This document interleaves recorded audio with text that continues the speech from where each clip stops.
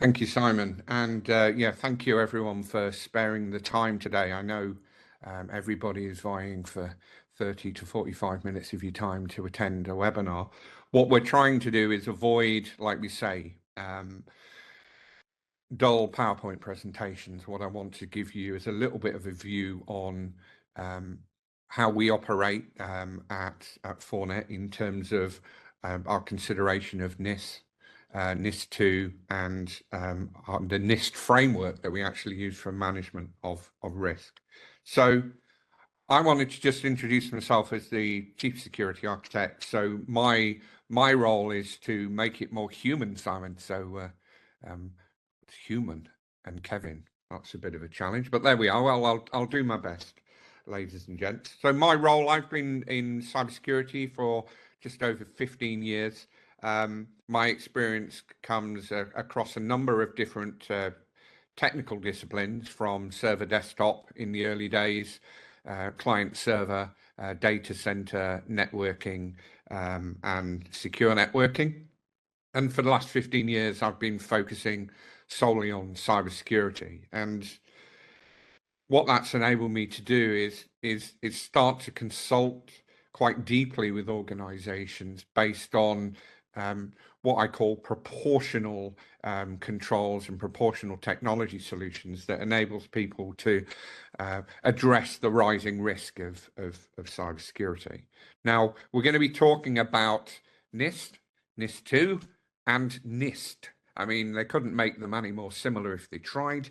What I'm going to try and do is demystify a little bit about what each one is, but more importantly, give you a little bit of an overview of why they were born. I think that is the important thing. So let's just wind back a little bit. 5-6 years ago, who'd have thought that we'd all now be working from home? We'd have adopted cloud systems and SaaS platforms quite as quickly as we did.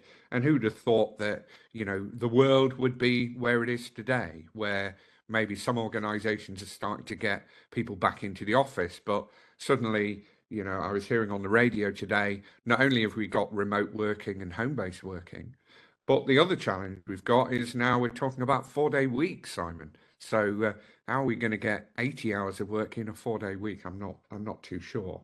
So what does that mean from a threat landscape perspective? Well, essentially, what we're seeing from our Security Operations Center here in Derby is that the time to attack is reducing.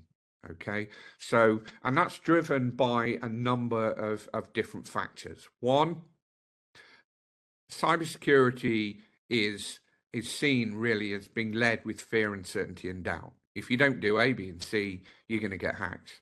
The reality of the situation is most of us that are on the call today, in fact, all of us that are on the call today, will actually be subject to the early stages of a cyber attack, be that the initial reconnaissance scanning, be that credentials leak there on the dark web, be that people trying to log on to our Office 365 systems, etc.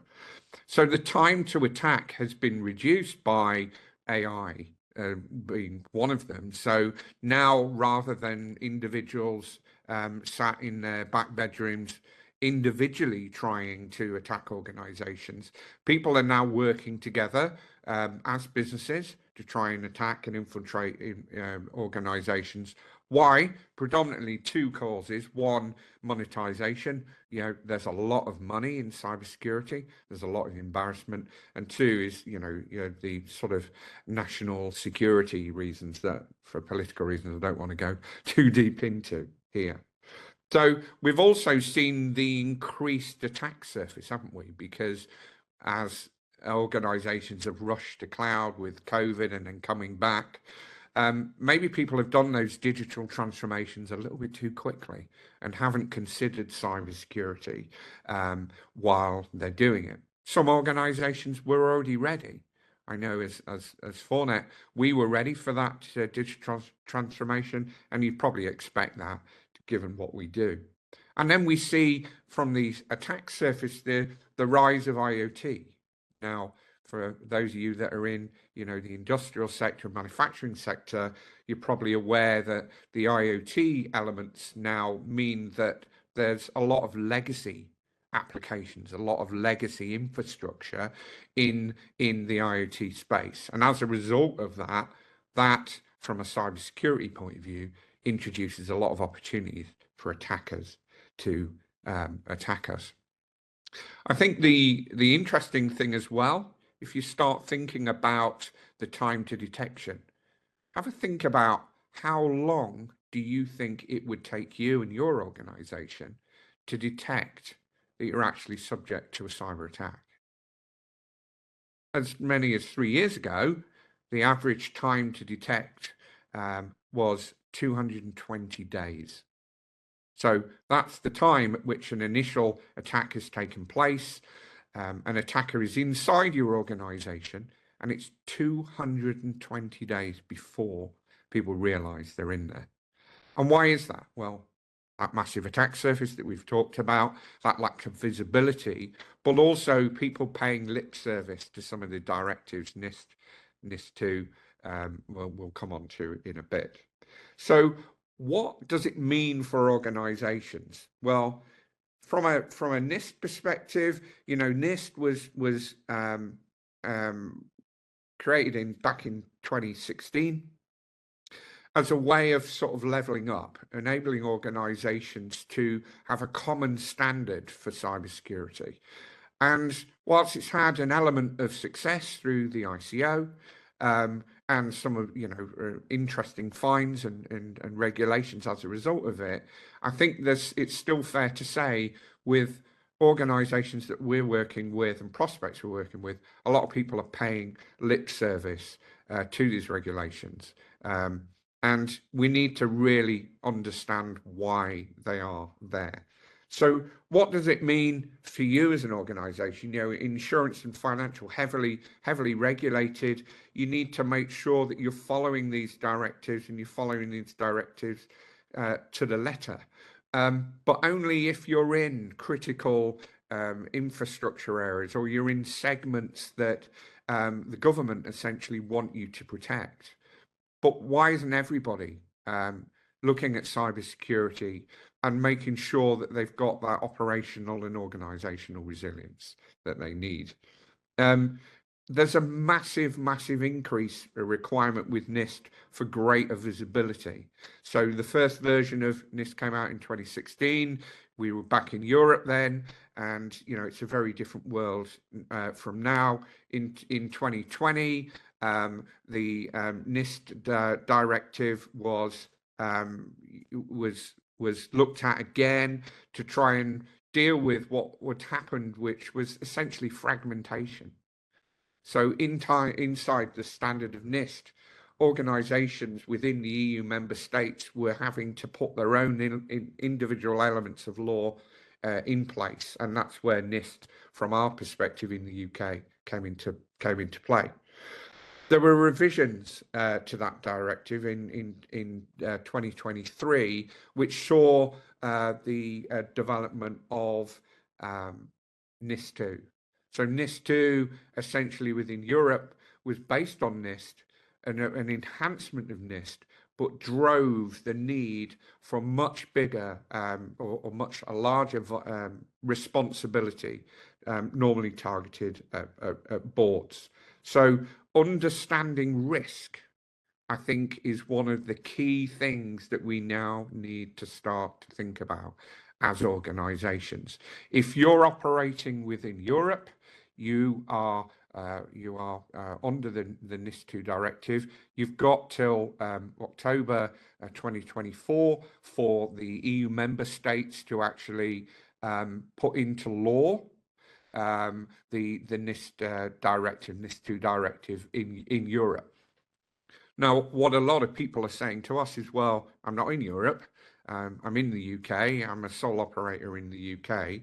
Well, we've already, from a UK perspective, started to look at the initial NIST directive of 2016, and there's been some changes to the legislation. So if we just give you an idea of what organizations need to think about. So 2016 was the EU-wide NIST 1.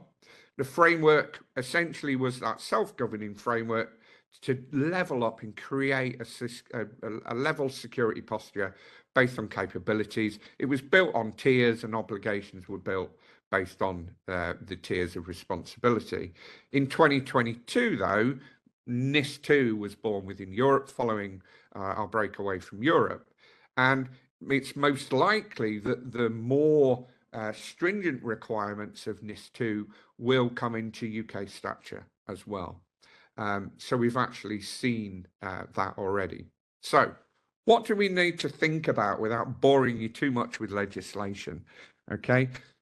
Essentially, people have been paying lip service to cybersecurity for far too long.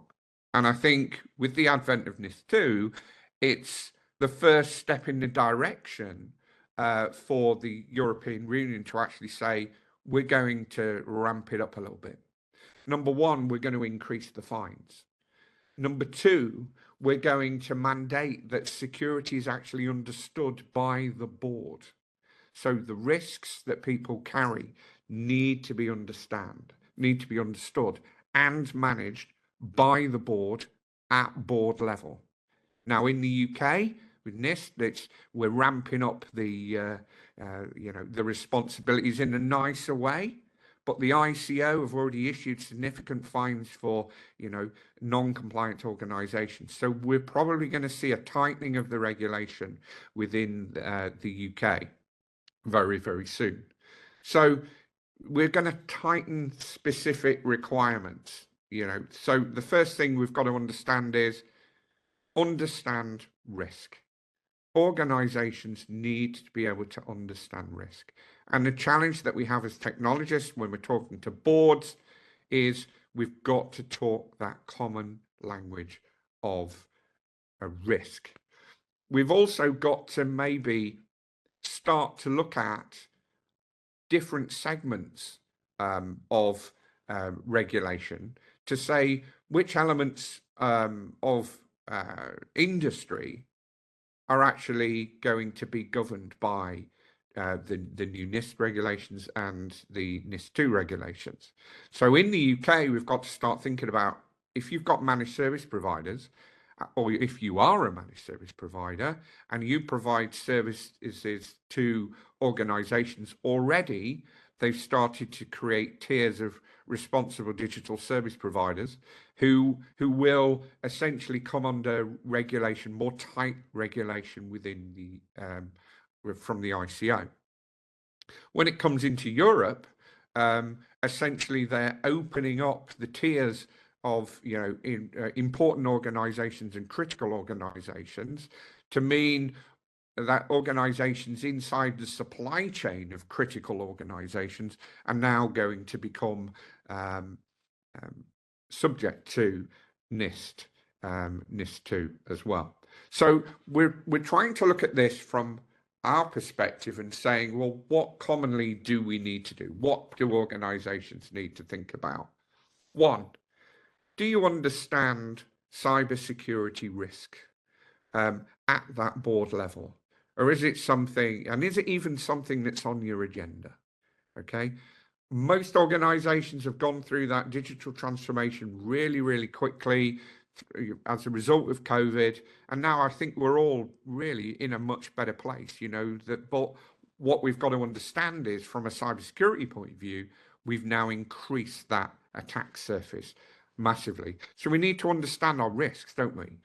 And what we need to do is we need to make sure that we have proportional controls in place to understand and mitigate those risks. But more importantly, boards need to start thinking about what is proportional. What is a proportional control to mitigate a risk? And in the eyes of the ICO, in the eyes of the enforcing countries within Europe, what is right and what will be seen as proportional? I mean, we're working with several organizations within Europe, and their boards are really, really concerned when they're coming back to me and saying, well, what is proportional? Okay, only you know what the risks are within your organization. We can help you uncover those risks, but only you can make that, you have your risk appetite. Only you can figure out what you think is proportional. But more importantly, from a board level perspective in Europe, people are now going to be going to jail for paying lip service, I should say, tongue twister, far too early in the morning, to cybersecurity. So there's also increased fines.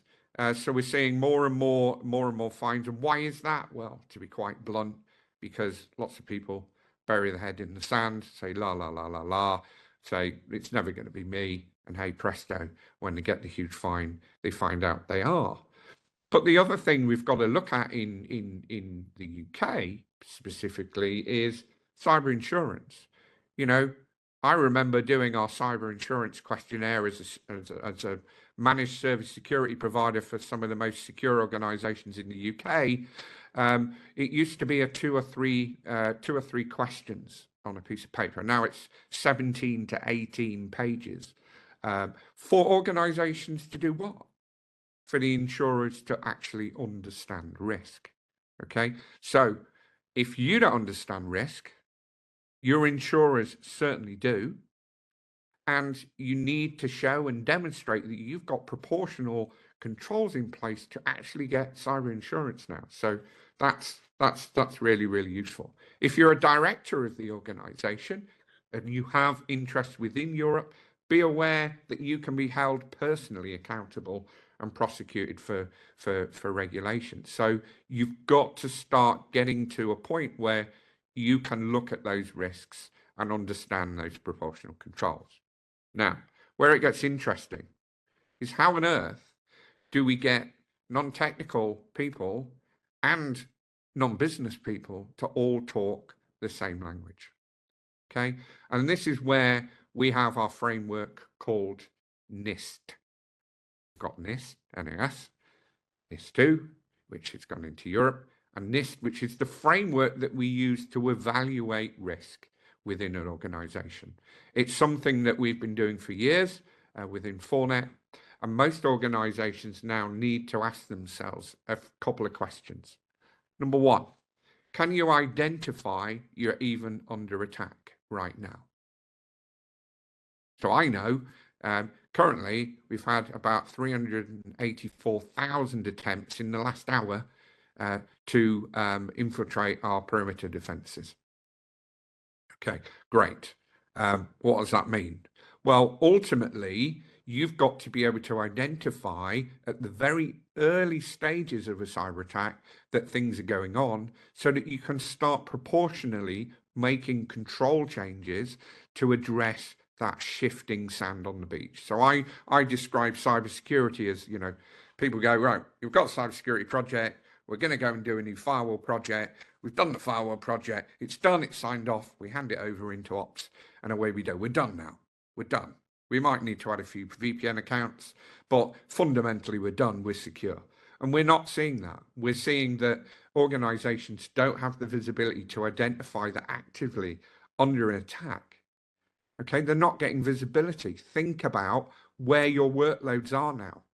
Are you in the hyperscalers, the AWSs, the Azures? Are you in SaaS? If you adopted things like Salesforce, ConnectWise, various different tools out there, the attack surface is huge. So how on earth are you able to identify issues in organizations that you're not even responsible for, but you're responsible for your data in that ecosystem?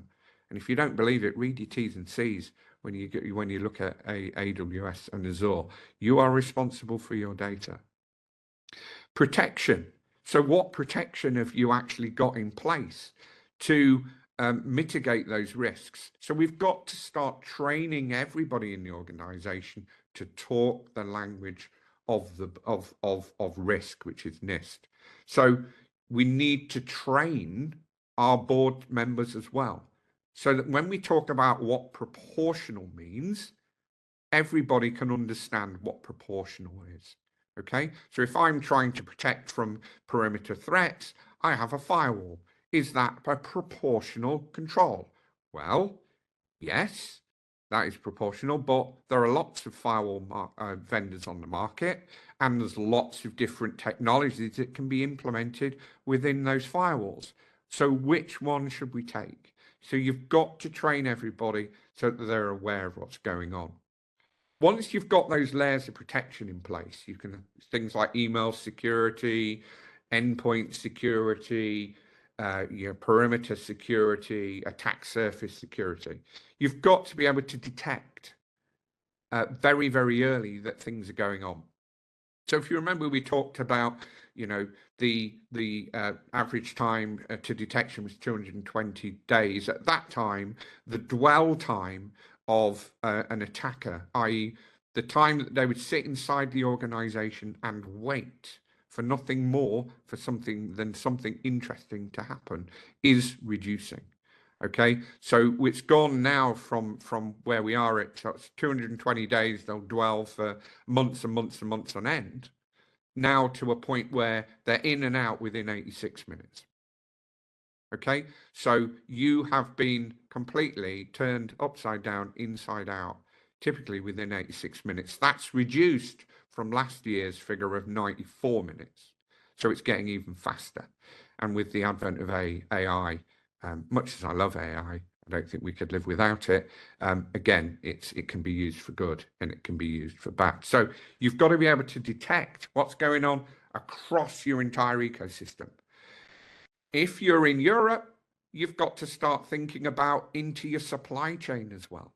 Okay, so you've got to manage risk into your supply chain, because as we've seen with the recent supply chain attacks, you're only as good as your weakest link. So if you're fortifying your infrastructure, but you've got VPNs to other organizations with a much weaker cybersecurity posture, guess what? They're suddenly inside your network as they've moved laterally across that. So you've got to be able to detect it. Once you detected it, you've got to know how these malicious actors work and what their motivation is and what they're going to do next. So you've got to be able to respond to that cyber attack and make sure that you've got the ability to report. So in NISNIS2, you've got to report back a breach within a period of time. Okay, so you have obligations to that. You've got obligations to train your board members. You've got obligations to look at your supply chain. You've also got obligations to, under Article 21, to make sure that you've got proportional risk technologies in place, risk mitigation, email security, endpoint security, SIEM, SOAR, automation, that you're engaging with specialist organizations to enable you to respond in the right way. I don't think there's anybody probably on this call today that's going to want to set up their own dedicated 24/7 security operations center. It's fun, let me tell you. It is fun.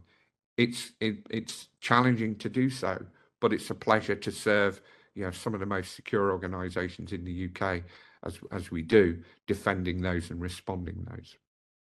The other things you've got to start thinking about is, in terms of your controls, whether you're just looking at NIST, whether you're looking at NIST2, you've got to look at your operational resilience. So how can your organization survive a cyber attack? And ultimately, a lot of the attack surface is changing now. We were talking about ransomware and encryption last year. We're now talking about fileless attacks this year. In other words, attacks that don't have any payload that antivirus signatures can detect.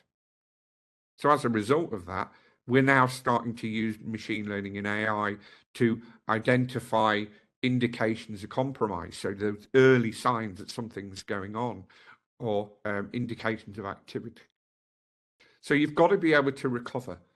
And your business continuity and your DR plans, probably coming out of COVID, are a little bit maybe outdated. But what about your cyber incident plan? How are you going to communicate? If you've got obligations to your supply chain, who are they?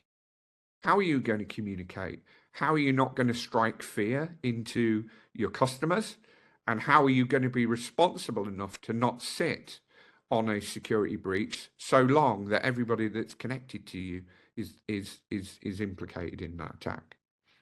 So hopefully, I've been jumping around a little bit between the different standards, but I think one thing is for sure, that Europe adding teeth to the regulation with NIS2 is only going to mean the ICO and the regulatory bodies in the UK are going to get more and more stringent with what they need to do.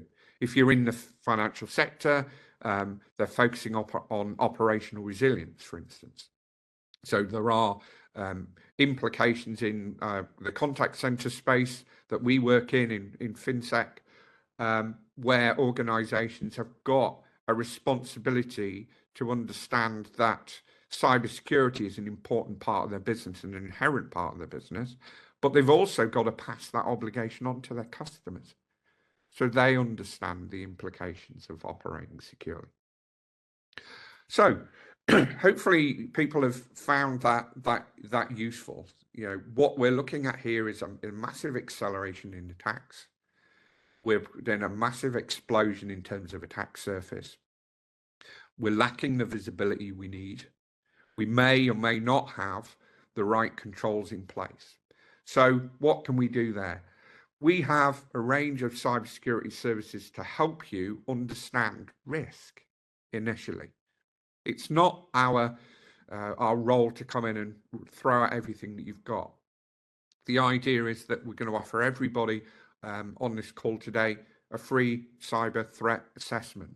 That won't be the full in-depth people, process, technology assessment that I normally do with organizations. It's 9 or 10 days, but it'll at least give you a litmus test, a barometer of what risks you're carrying and what controls you have in place and how deep and effective those controls in your own mind are going to be.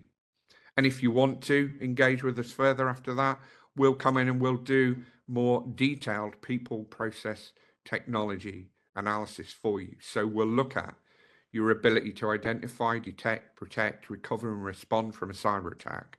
We'll look at your risks. We'll take those risks and we'll look at the proportional controls that you've got. What technology have you implemented?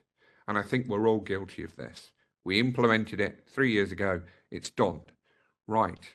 Well, things are changing very, very quickly. So you need to continually tune and optimize those things. And I'm sorry to say, some organizations look at a 3 year ago investment and say, that's good enough. Not anymore.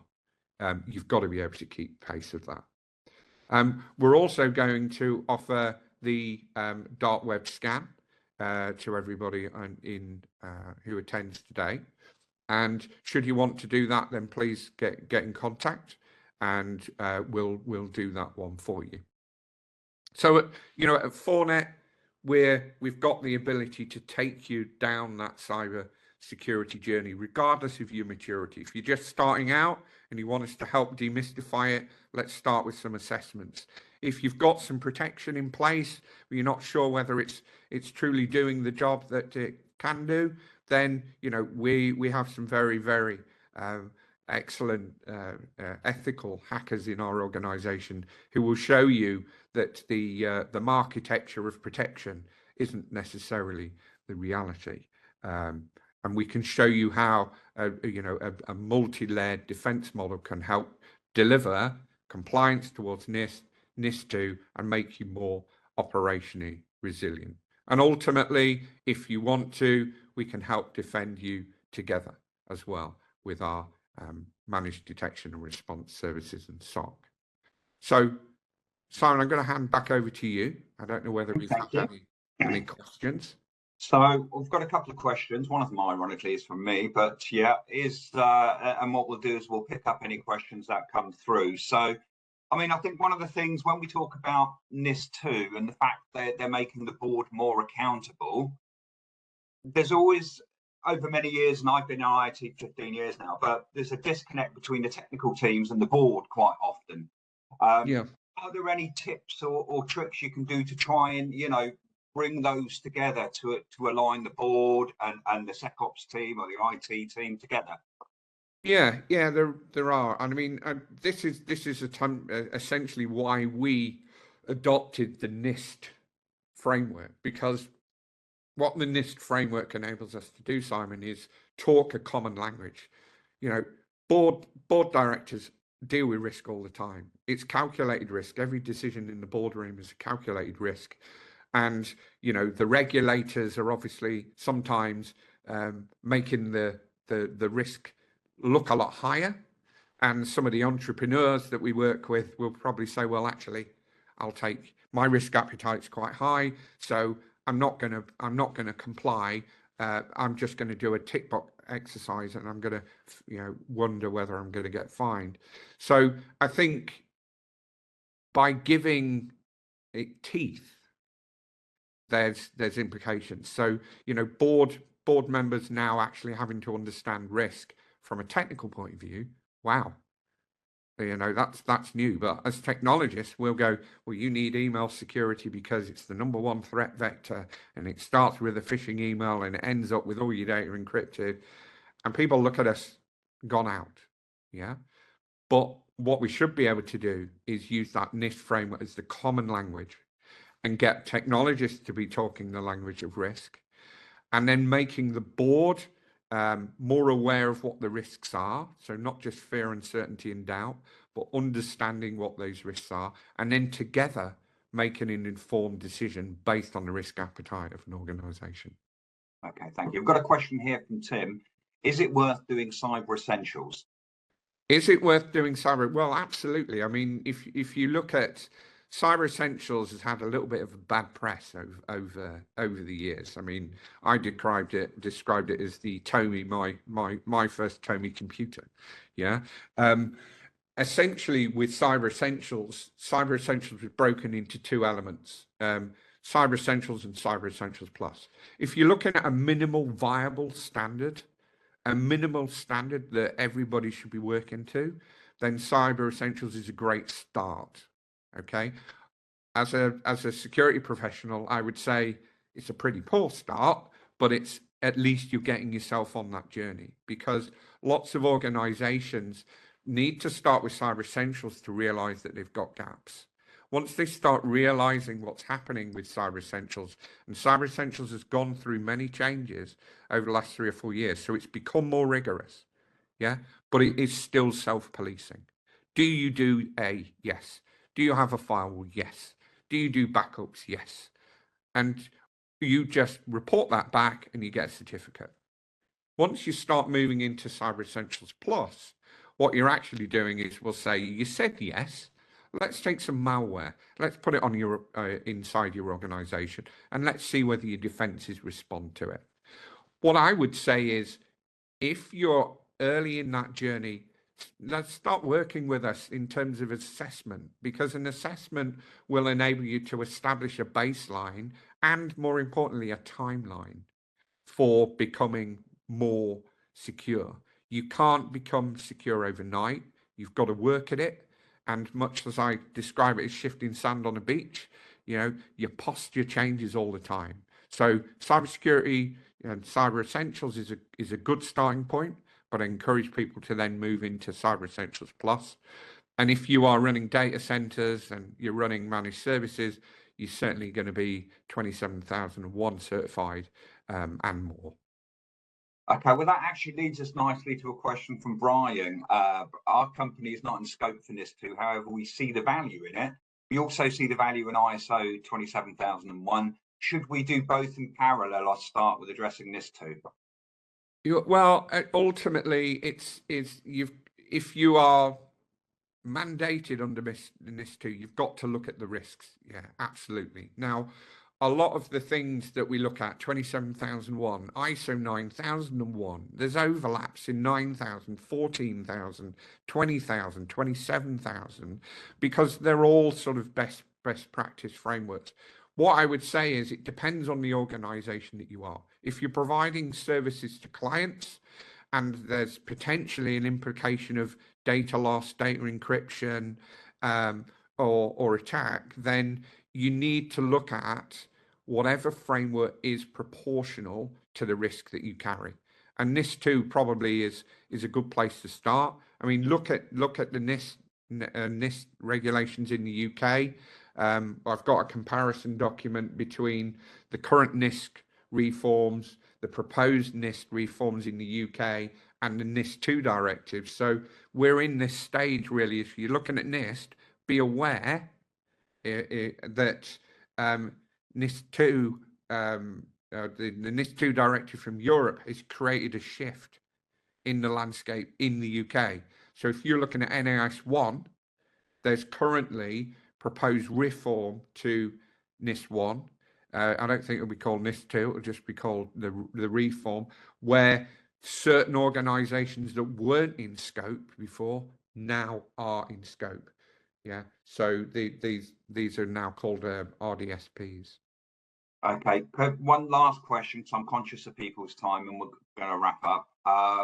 And what we'll do with the questions we don't get to is we'll pick them up, Kevin, and we'll respond to the relevant parties on that. So apologies if we don't get to your question, but this is one when you were talking earlier about actually your supply chain. So it's a question from Mark. How do you ensure that your ecosystem has effective backups?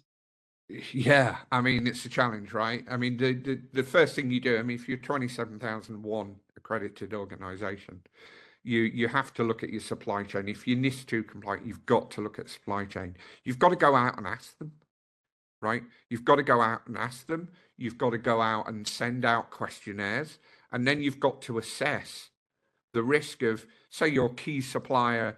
You know, we work in quite a lot within manufacturing. Your key supplier of plastics happens to be one of only 3 in the world, yeah, and they're all awful at cybersecurity, right? So that means you can't work with them. No, it doesn't. What it means is that you've got to have the proportional controls in place in your supply chain. So you've got to send out questionnaires. You've got to understand who you're buying from. When you start talking about, you know, who's buying in an organization is an interesting one. If you've got a procurement department, have you got an approved supplier register? Go through that approved supplier register and work out the last time you actually sent them a cybersecurity questionnaire. If you don't have one, more than happy to work with you to derive one. Once you've got that, you've then got to take all that information back and say, boys, all my suppliers, here is the residual risk in supplier management. Yeah. And that's got to go back to procurement and then ultimately to the board, because the board's not only going to be responsible for the cybersecurity risk in terms of proportional controls, but if the supply chain is a particular risk vector, you've got to have that risk-based approach. And what I would say also is have a risk register, because everything moves, everything is fluid, everything is dynamic. And what you've got to be able to deal with, regardless of whether you're doing NIS2, whether you're doing the NIST framework, 27001, you've got to be able to demonstrate to the authorities how you do things and how you police it. And that's really, really important.